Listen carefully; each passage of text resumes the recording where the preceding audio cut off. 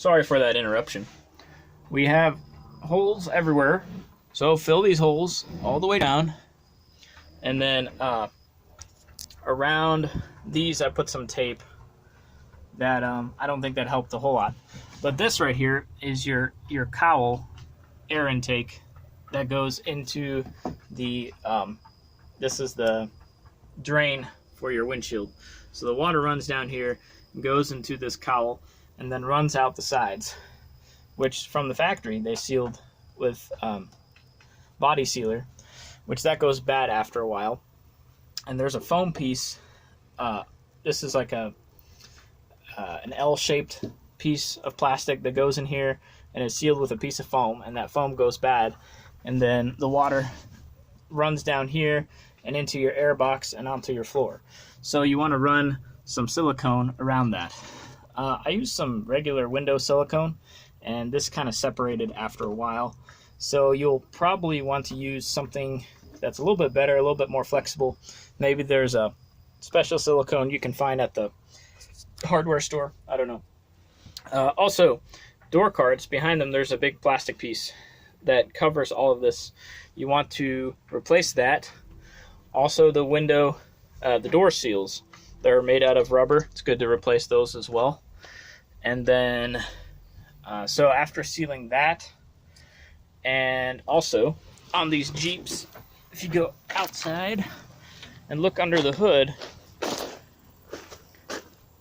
lot of the water, so it runs down there and goes where your windshield wiper is, and then the there's a pinch seam right along here, and that starts to leak after a while because the seal behind there wears out. So I've also siliconed around that pinch seam.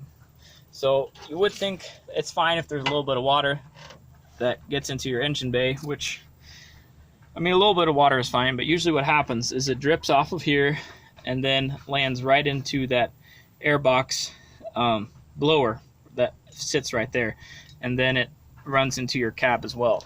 So you definitely want to seal that edge all the way around to that side as well. And then this part, this crack right there, you want to seal that. I also put some tape on that. I don't know how effective that was. I don't think that's really necessary, but I just took every precaution that I could. I forgot to do it on that side. I don't think that really mattered too much. But yeah, if you park, let's see, what was that? Uphill, then the water will drain into your car. So if you park downhill, then the water will drain out the little tube for the AC condension line right there. So if you are having water ending up in your car, just park downhill, and then all the water that runs into the airbox will run out into the engine. That's a good temporary fix to keep your car from getting too wet inside. So that's all I know about all the water leaks on a Jeep Cherokee. Once I fixed all that, I had very little water.